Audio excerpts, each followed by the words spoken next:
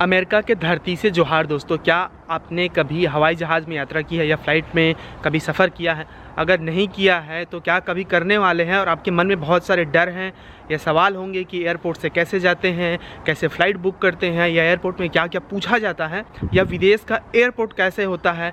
तो आज के इस वीडियो में उन्हीं सारी चीज़ों के बारे में पूरा स्टेप बाय स्टेप डिटेल में बताऊंगा। मैं खुद अभी एयरपोर्ट जा रहा हूं, यहाँ अमेरिका का एक बहुत बड़ा इंटरनेशनल एयरपोर्ट। भाई प्यारे दोस्तों, मैं खुद एक छोटे गांव से हूं, जो कि मैं अक्सर अपने वीडियो में बोलते रहता हूं। अब मैं इस वीडियो को बहुत लंबे समय से एक्चुअली में बनाना चाह रहा था। खुद मेरे जैसे जो लोग हैं जो कभी हवाई जहाज़ का यात्रा नहीं किए हैं और पहली बार मान ले कर रहे होंगे, तो मेरे मन में जैसे डर था कि मुझे उसमें बाथरूम कैसे होता होगा, बाथरूम कैसे यूज़ करना होता है, बहुत एडवांस वाले मतलब तकनीक के चीज़ें रहते हैं जिसको हमको पता नहीं होता है। हवाई जहाज़ में चढ़ना कैसे है, छोटी छोटी चीज़ें हैं जिसके लिए हमको कई बार ना बहुत शर्म टाइप का आता है कि कैसे पूछे किसी से। वहाँ पर हमको मान लो लैंग्वेज नहीं आता है तो कैसे हम किसी से पूछेंगे कैसे कहाँ जाना है।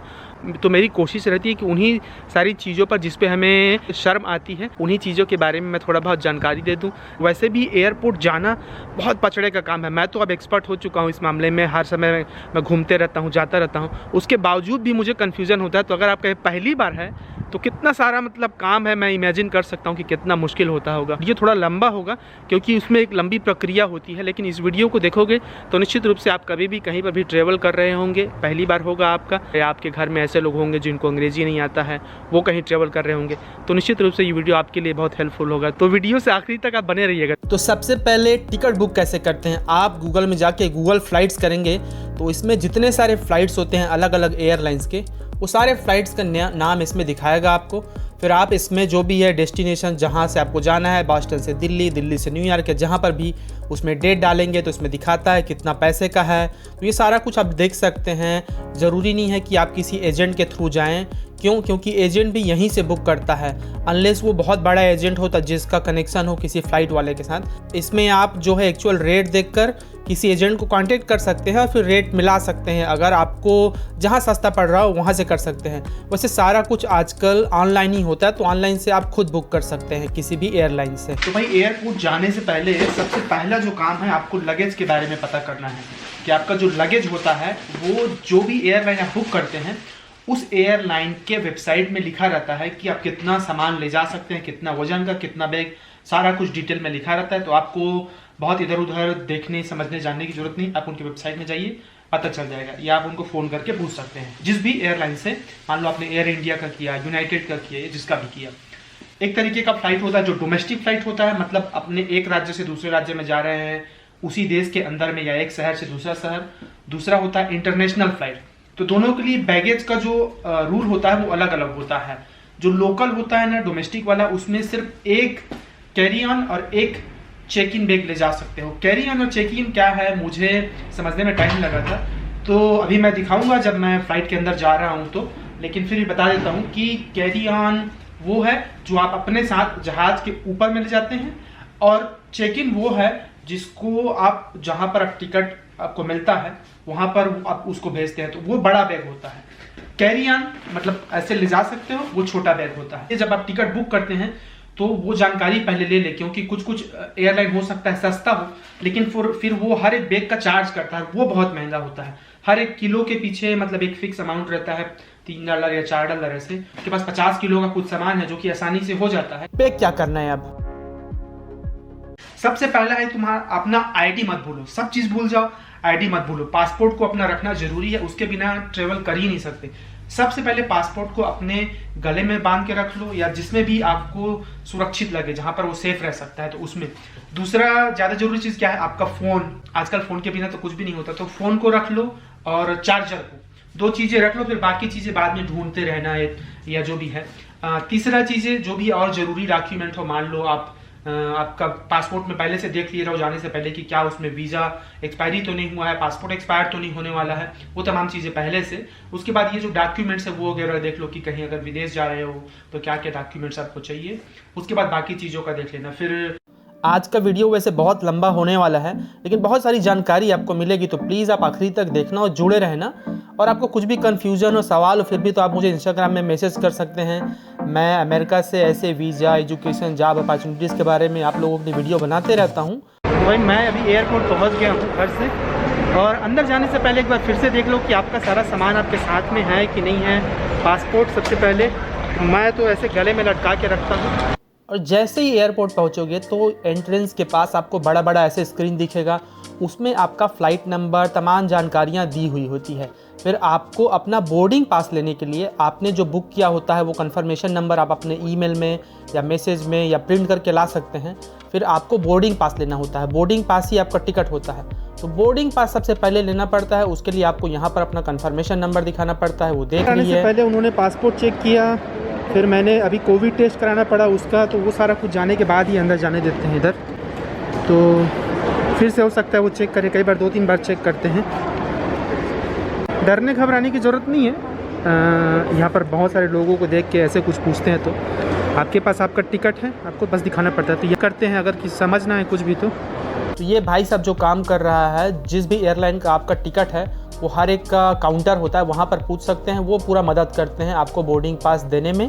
फिर वो आपके बैग का जो मैं बता रहा था ना, कैरी ऑन और चेक इन बैग होता है, तो यहाँ पर जो बैग को लोड कर रहे हैं वो चेक इन बैग है, उसका कई बार पैसा देना पड़ता है और कई बार नहीं देना पड़ता, इसीलिए आपको वो जानकारी पता करनी होती है हर एक एयरलाइन में। तो वहाँ से जब आप निकलते हैं, आपका बोर्डिंग पास मिल गया तो मेक श्योर कि वहाँ से जब निकलते हो तो आपने सारा डॉक्यूमेंट्स वापस आपको मिल गया है। हड़बड़ मत करिए, आराम से करिए, जो भी काम यहाँ पर होता है उसको। ये जो बोर्डिंग पास है उसमें सारी जानकारी दी हुई होती है। एक बहुत ज़रूरी बात, एक और बहुत ज़रूरी बात, अगर आप इन सिक्योरिटी में जाने वाले हैं, सिक्योरिटी के थ्रू आपका बैग, उससे जस्ट पहले आपके पास जो भी पानी का बोतल हो, आप वो पानी वहीं पी सकते हैं, क्योंकि कोई भी लिक्विड, और ये लगभग दुनिया के हर एयरपोर्ट में, चाहे लोकल हो इंटरनेशनल हो, आप लिक्विड नहीं ले जा सकते हैं। मतलब कई बार बहुत दिक्कत हो जाता है, इसलिए पानी जो भी पीना है, जूस वगैरह जो भी लिक्विड आपके पास है तो पहले पी लीजिए, घबराइए मत। अंदर में पानी की व्यवस्था होती है, बहुत कुछ होता है अंदर में, बहुत बड़ी दुनिया होती है। अभी सिक्योरिटी के अंदर में जब मैं आपको दिखाऊंगा। यहाँ सिक्योरिटी के पास मैं रिकॉर्ड नहीं कर सकता, लेकिन आपको अपना सारा सामान जो है, जूता, मोजा, वो सारा कुछ अलग अलग रखना पड़ता है ऐसे बॉक्सेस में। उसका स्कैन होता है कि कहीं कुछ आप खतरा वाला सामान तो नहीं ले जा रहे हैं। वो बताते हैं कि आपको क्या करना होता है। अपना कंप्यूटर, लैपटॉप, जो इलेक्ट्रॉनिक सामान है वो अलग, जूता भी निकालना पड़ता है। अमेरिका जाने के लिए बहुत स्ट्रिक्ट होता है, तो ये सिक्योरिटी को थोड़ा सीरियस लेना पड़ता है। तो सिक्योरिटी से जैसे ही अंदर आओगे, मैं जब शुरू पहली बार अमेरिका आया था तो मुझे नहीं पता था कि एयरपोर्ट के अंदर ऐसे भी होता है। यहाँ कोई नहीं आ सकता है, वही आ सकता है जिसके पास टिकट हो। तो अंदर में आओगे तो ये एक अलग दुनिया होती है। ऐसी दुनिया, मतलब ऐसा लगता है कि ये जैसे कोई अपने आप में यहाँ पर कोई ग्रह हो।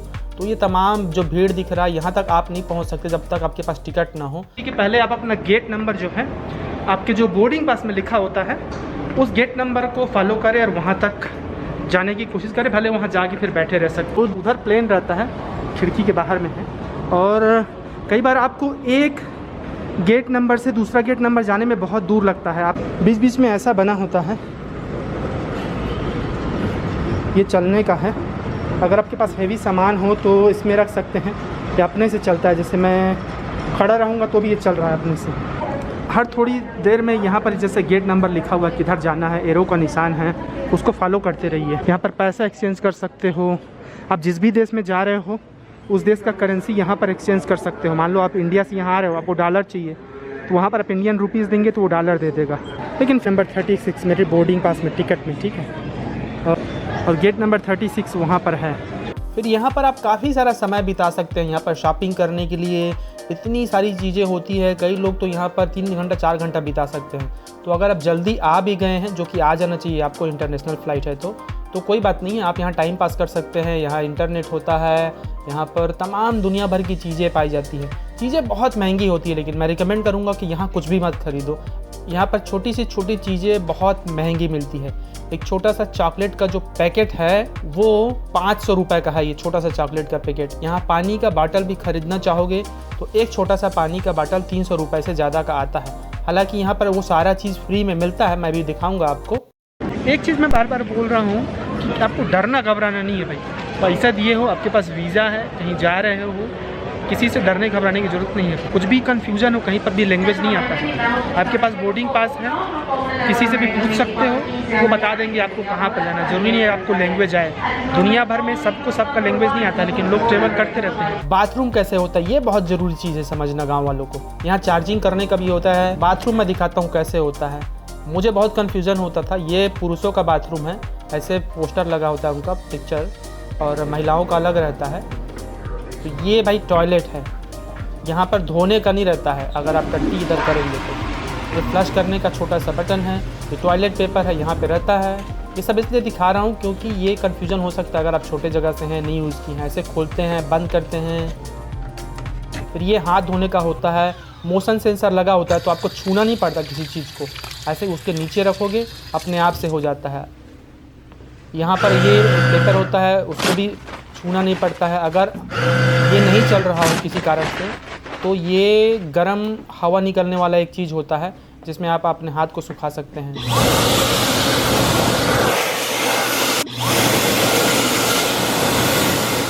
अब भाई आप अपना बोर्डिंग पास जो आपको मिला होता है, उसमें सारी जानकारियाँ होती है। कौन सा गेट नंबर में जाना है, कौन सा आपका सीट नंबर है, वही आपका टिकट होता है। तो आप फॉलो करते रहिए जहाँ पर जिस गेट नंबर में आपका फ़्लाइट है, और फिर दिए गए टाइम के हिसाब से जब बोर्डिंग शुरू होती है तो फिर से वो पासपोर्ट चेक करते हैं फ़्लाइट के अंदर जाने से पहले। और ये एक लाइन होती है जो फ़्लाइट से कनेक्टेड होती है, और आपको यहाँ चलना होता है। इसी के थ्रू सब लोग जाते हैं। कई बार एंट्रेंस में बहुत भीड़ सी हो जाती है, जैसे कि ये है। तो अंदर में जैसे ही जाओगे तो सबसे शुरू में जो सीट होता है वो एक तरीके से फर्स्ट क्लास वाले लोगों का होता है, अमीर लोगों का। फिर सबसे पीछे तरफ में जो होता है, मतलब ज़्यादातर सीटें जो है वो जनरल होती है, जिसमें जैसे इकॉनमी क्लास बोलते हैं। तो हम में से ज़्यादातर लोग जो आम लोग हैं वो इकॉनमी क्लास में ही ट्रेवल करते हैं। तो इकॉनमी क्लास में ट्रेवल करने में ऐसे होता है। और ये जो मैं चेक इन बैग बोल रहा था और कैरी ऑन, तो कैरी ऑन बैग को इसमें रखना पड़ता है। तुम्हारे दिए गए सीट नंबर में तुम बैठते हो। अगर कुछ भी कन्फ्यूज़न हो तो उसके अंदर में भी पूछ सकते हो। छोटा सा जो बैग रहता है वो सीट के अंदर जाता है। एयर हॉस्टेस या जितने भी लोग रहते हैं बहुत हेल्पफुल रहते हैं। इस सीट में सेफ्टी कार्ड होता है जिसे आप पढ़ सकते हैं।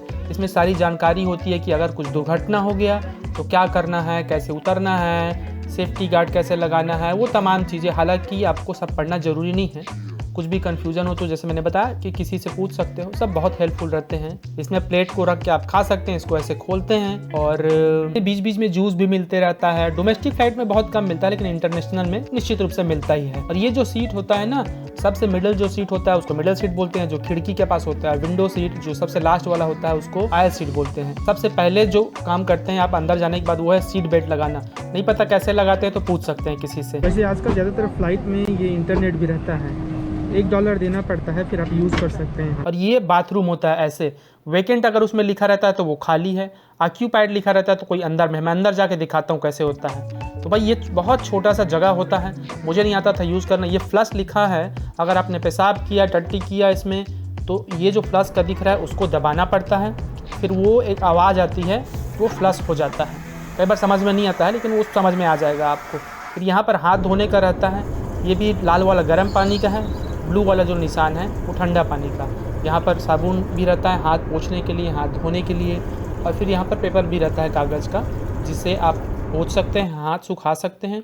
और छोटा सा यहाँ पर पुश वाला वो दिया रहता है जिसमें आप कचरा को फेंक सकते हैं। सिगरेट बिल्कुल नहीं पी सकते हैं, नहीं तो अंदर हो सकते हैं और जहाज़ भी जल सकता है। फ्लाइट जैसे ही उड़ने वाली रहती है उससे पहले आपको अपने फ़ोन को एयरप्लेन मोड में रखना पड़ता है, नहीं तो खतरा हो सकता है। और जैसे ही फ़्लाइट शुरू हो जाती है तो आधा से 1 घंटे बाद आपको खाना मिलना शुरू हो जाता है। जो भी है, जितना टाइम है, ब्रेकफास्ट का टाइम है तो ब्रेकफास्ट एयर हॉस्टेस लोग ला के देते हैं। यहाँ पर अलग अलग तरीके का खाना, जूस वगैरह सब मिलता है। और ये जो फ़्लाइट है वो अलग अलग सीनरी, अलग अलग जगह से होकर गुजरती है, अलग अलग ऊंचाइयों से अलग अलग दिखता है। हो सकता है कि आपको शुरू में डर लगे, लेकिन डरिए मत, इसका मज़ा लीजिए। ये बहुत खूबसूरत दिखता है, ऐसे लगता है कि जैसे आप एक अलग दुनिया में हो। और जैसे ही आप अपने अंतिम डेस्टिनेशन में पहुंचने वाले होते हैं तो आपको ये कस्टम फॉर्म देता है। इसके बिना आप बाहर निकल ही नहीं सकते हैं किसी भी देश में। ये कस्टम और इमिग्रेशन वाले इसी को मांगते हैं जब आप बाहर जाएंगे तो। और फ्लाइट जब टेक ऑफ करती है तो थोड़ा सा हिलता है, थोड़ा सा डर भी लगता है, लेकिन घबराइए मत, आप अकेले नहीं हैं।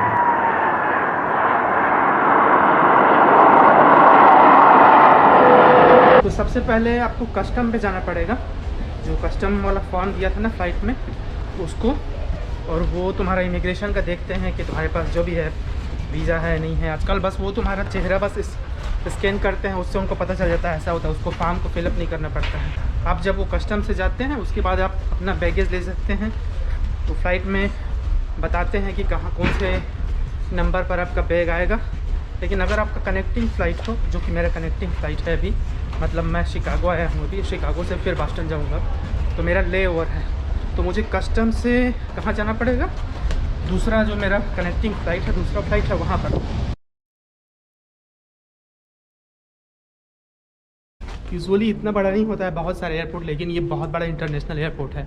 हमको 10 मिनट हो गया फ़्लाइट से उतरने के बाद चलते हुए, लोग अभी भी चले जा रहे हैं। यूजुअली इतने में कस्टम आ जाता है, लेकिन काफ़ी दूर जाना पड़ेगा अभी लग रहा है। तो ऐसे चलते रहना पड़ता है, अपना कस्टम फॉर्म रखे रहना हाथ में। इसमें लिखा रहता है कि जो अमेरिकन नागरिक है उनके लिए अलग लाइन होती है, जो स्टूडेंट है उनके लिए अलग। वैसे यहाँ रिकॉर्ड करना मना है, लेकिन फिर भी मैं आपकी जानकारी के लिए चोरी छिपे रिकॉर्ड कर रहा हूँ। यहाँ बहुत भीड़ होती है, इसमें 2-2.5 घंटा भी लग सकता है, ज़्यादा भी लग सकता है, क्योंकि इतने सारे लोग होते हैं, सबको उस कस्टम से जाना पड़ता है। और फिर कस्टम से ऐसे जब आपका ठीक हो जाता है तो ये साइन मिलता है।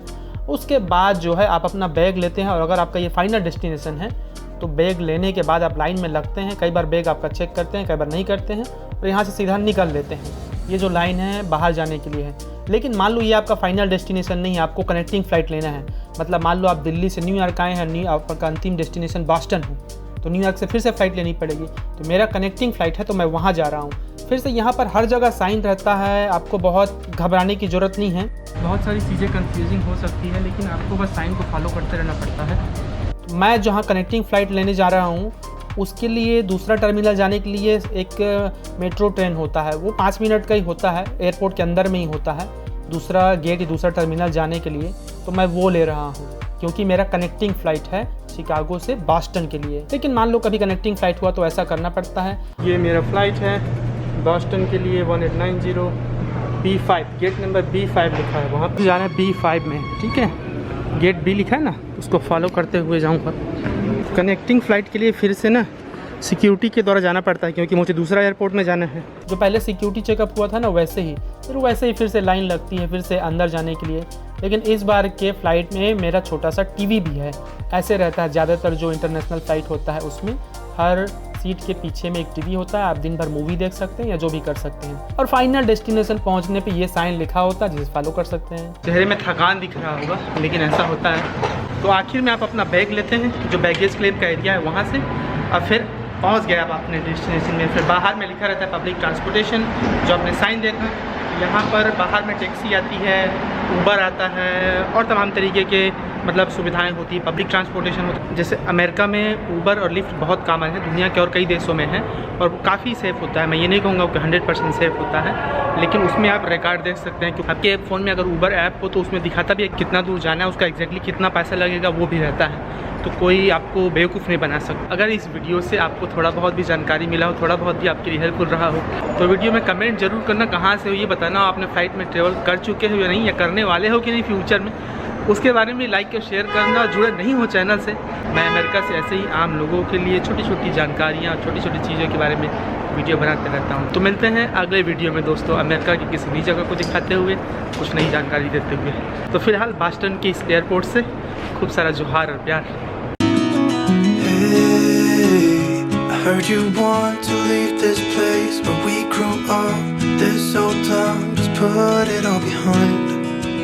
Remember you and I would always find